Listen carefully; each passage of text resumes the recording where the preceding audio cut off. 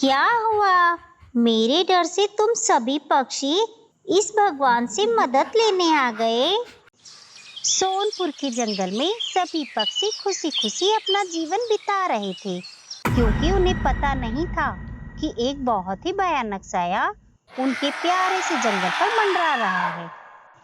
एक रात की बात है, टुन्नू चिड़ा और उसकी पत्नी अपने दो बच्चों के साथ सो रहे थे। अचानक उन्हें ऐसा लगा जैसे उनके घर के छत पर कोई है। अरे, ये कैसी आवाज है? लगता है छत पर कोई है। टुन्नू जी उठिए ना, लगता है हमारे घर की छत पर कोई है। मुझे बहुत डर लग रहा है। अरे कोई नहीं है टूनी, हवा से पत्तों के फड़फड़ाने की आवाज है। तुम चुपचाप सो जाओ। थोड़ी देर बाद फिर से ऐसा लगा कि छत पर कोई चल रहा है। दोनों उठकर बैठ गए। देखा, सुनी आपने वो आवाज? हाँ टूनी, छत पर जरूर कोई है। तुम रुको, मैं अभी देख कर आता हूँ। रुकिए टुन्नू जी, मैं भी आपके साथ चलती हूँ। आप अकेले मत जाइए।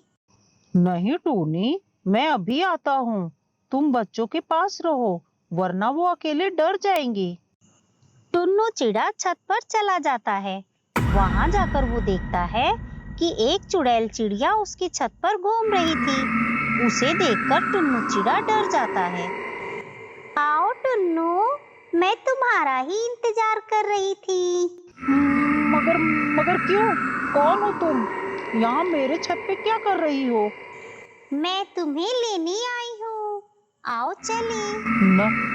नहीं। उसके बाद सब शांत हो जाता है।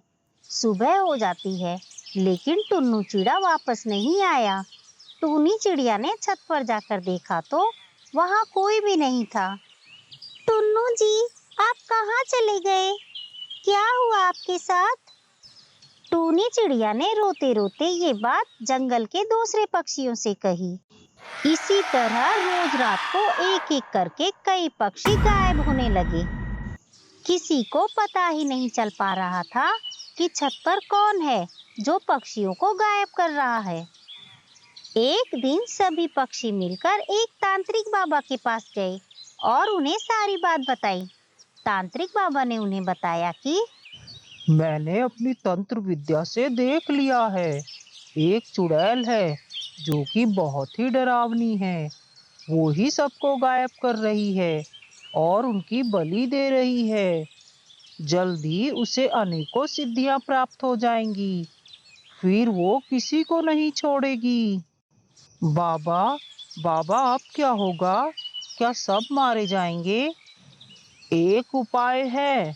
अगर सभी पक्षी मिलकर उस चुड़ैल को पकड़कर उसकी बलि देकर उसे जमीन में गाड़ दें, तो उस चुड़ैल से छुटकारा पाया जा सकता है। रात होने पर सभी पक्षी जलती हुई मसाले लेकर जंगल की ओर चल दिए। जैसे ही उन्हें वो चुड़ैल दिखाई दी, उन्होंने उसे पकड़कर उसकी बलि दे दी और उसे जमीन में गाड़ दिया। उसके बाद सभी पक्षियों ने राहत की सांस ली, लेकिन खतरा अभी टला नहीं था। कुछ महीनों बाद वो तांत्रिक बाबा, जिन्होंने पक्षियों की मदद की थी, उन्हें उस चुड़ैल ने मार डाला था। अब वो सिरकटी चुड़ैल वापस आ गई थी और जंगल के पक्षियों को मार मार कर अपना बदला ले रही थी। शाम होते ही जंगल में सन्नाटा पसर जाता और सारे पक्षी अपने अपने घरों में जाकर छुप जाते थे।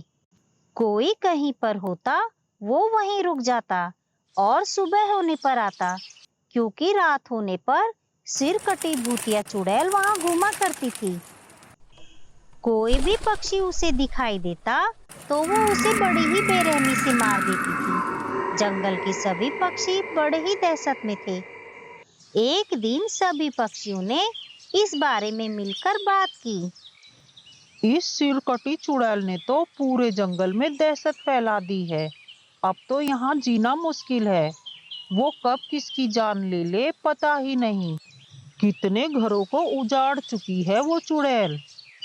वो बाबा जिसने हमारी मदद की थी, उस चुड़ैल ने उन्हें भी मार डाला। जब हम खुद डरे हुए हैं, तो हम अपने बच्चों को क्या सिखाएंगे? हमेशा ये डर लगा रहता है कि कल हम अपने बच्चों और परिवार वालों से मिल पाएंगे या नहीं। उसने मेरे टुन्नू जी को तो मार ही डाला है। अब वो मेरे मासूम बच्चों को भी ना मार डाले। हमेशा मुझे यही डर लगा रहता है कालू भैया। अब किया भी क्या जा सकता है टूनी बहन, अब तो भगवान का ही सहारा बचा है। हाँ, अब तो भगवान का ही आखिरी सहारा बचा है। चलो हम सभी पक्षी मिलकर मंदिर चलकर भगवान की पूजा करते हैं। क्या पता भगवान ही हमारी कुछ सहायता करें। शाम होते होते सभी पक्षी मंदिर जाकर पूजा करते हैं। तभी वहां सिरकटी चुड़ैल आ जाती है। क्या हुआ? मेरे डर से तुम सभी पक्षी इस भगवान से मदद लेने आ गए? क्या ये तुम सभी पक्षियों को मुझसे बचा लेगा? तुमने शायद देखा नहीं, उस तांत्रिक बाबा को किस तरह मैंने मार डाला था। ठीक उसी तरह तुम सभी पक्षियों को भी मार डालूंगी। फिर देखती हूँ तुम्हारा ये भगवान क्या। तभी वहां मंदिर से भगवान श्री भोलेनाथ का त्रिशूल हवा में उड़कर उस सिरकटी चुड़ैल को लग जाता है और उस सिरकटी चुड़ैल का शरीर जलकर राख हो जाता है। चुड़ैल के मरने के बाद उसकी दहशत भी खत्म हो जाती है।